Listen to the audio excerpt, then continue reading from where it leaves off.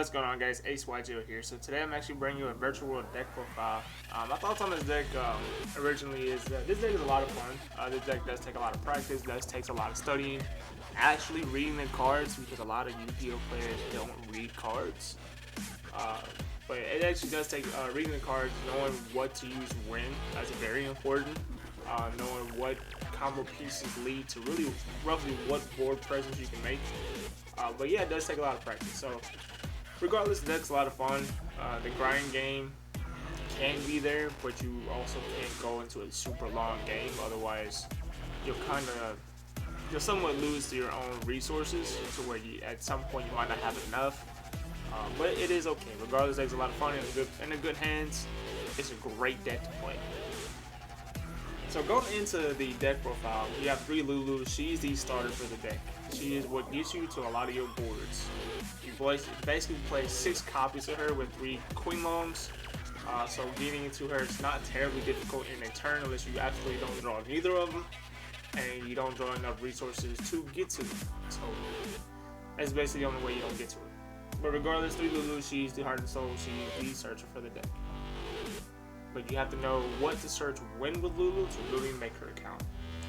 3 GGs, she's the follow-up play for the turn. Basically just being able to get that card back in the graveyard, adding back to your hand in phase. Have a follow-up play for the next turn. 2 Nyan Nyans, she's okay. You don't want to see her in your opening hand, like it's absolutely terrible unless you see this plus another virtual world card to be able to dump all these to continue a combo. But you don't want to see her that often. She's just there as an extender. 3 Lilies, she's the double foolish for the deck. She basically dumps whatever materials you need and then provides you additional resources for that. 3 Roshis, this is definitely the Monster Reborn for the archetype. 1 Tao Tao, you don't always want to see this. This is just there for a going second option, because with this card, if you control no monsters, you can normal summon this without tribute, as long as you control no monsters or all his psychic and worms. And then if it's in the grave, you can discard his psychic and worms. Let's summon this card as a tuner, banish from the field, so it's kind of a little bit of a better Nyan Nyan. But you don't always want to see this card either, so 1 is just fine. 3 Qualoons, this just basically places whatever spell or trap you need on the board. Most of the time it's going to be 2 Che. 3 Queen Longs. This card is decent on the board. Just target a card on the board, negate its effects, banishing 1 virtual card in the grave first. And then in grave, this is basically like banish is caused to search. And then this is how you get to your Lulu. But if you already have Lulu, then you've got to figure out what resources you need to make a board presence. That's why I say, like, you gotta know what to use when, because otherwise, if you don't, you'll lose to the own place to the own game state. If you have too many tuners or you have too many non-tuners, then you can't really make a board presence. You can, but it's not gonna be the best. So practice your combos. 2 Chuches, this is basically like your pop on the board. This is a spot removal during either player's turn. Shuffle back 2 virtual cards, pop a card on the board. Zangwu, most of the time, this is just your Monster Reborn. On the field, it does, during the battle phase, it does change a position of a face-up monster. But that's only during the battle phase, and then in the graveyard, banish this card's cost. Target a virtual world monster, special summon, discard the card.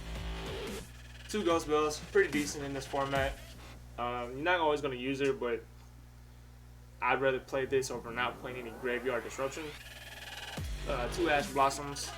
The reason I went with 2 hand traps, well, a total of 2 of each, is because you don't always want to see these.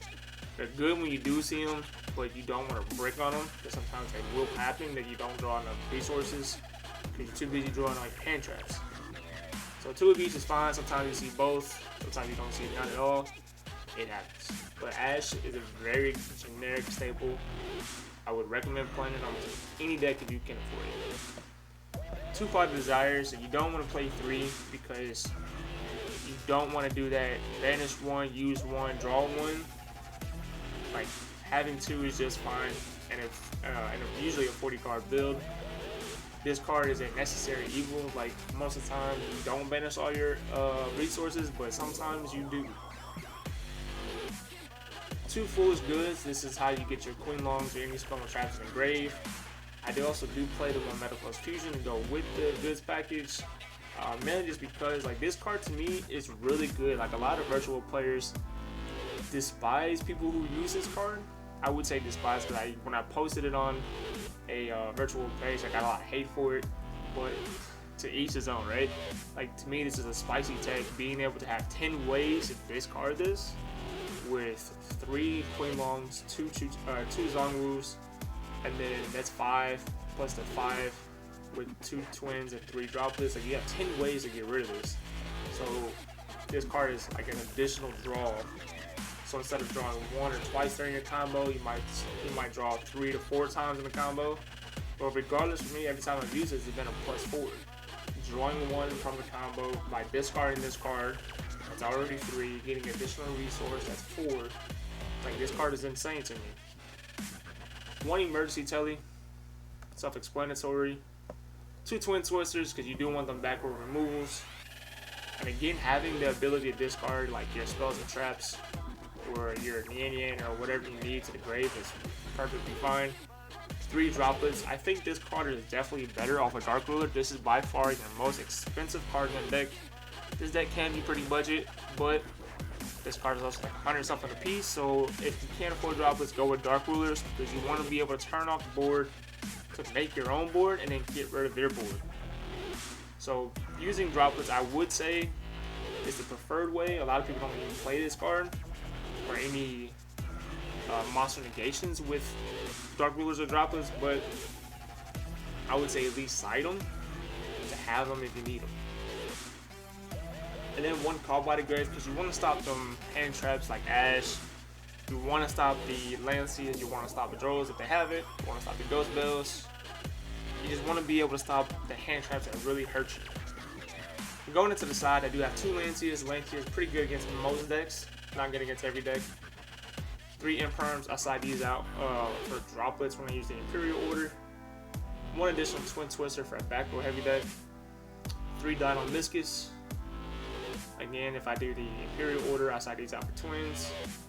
3 Psycho Readers for Drytrons, 2 Drows, again, also for Drytrons, because this Virtual World versus Drytron is a tough matchup. It really depends on who has the better board, who is able to get the better hand and board presence. The grind game is slightly a bit better, but if you're able to control the board and kill them within a decent amount of time, you're going to win that match.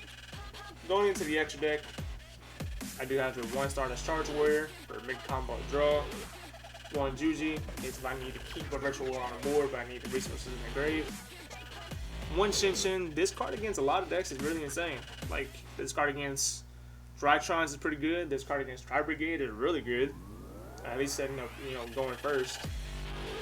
This card against what's another one? Any deck really, because it's a walking Echo Cosmos that is able to come back in the grave. You can banish 2 cards or 2 monsters with different names and attributes, or different types of different attributes. You're able to banish them and then bring this card back. That way, if you need a follow-up play to draw into a Virtual War monster, you can definitely have a follow-up play. 1 Going First Zeus. That's really what this card is. Like, Wolf, when it came out, I think Dawn of Majesty, I picked this card up as soon as it came out. This is like, you try to make this as one of your first opening moves, and then you do your combo. That way, by the time your turn ends, if you don't already have 4K on it, that's quick effect, if it has 4K or higher, shuffle this card and all monsters with opponent controls back to the deck. This card is a Going First Zeus. Really good. 1 Vermilion. I do find myself playing this card mainly because there's so many times I can go into a level 9 synchro monster that I want to have additional copies in my extra deck. That way, if I need additional spot removal, I can.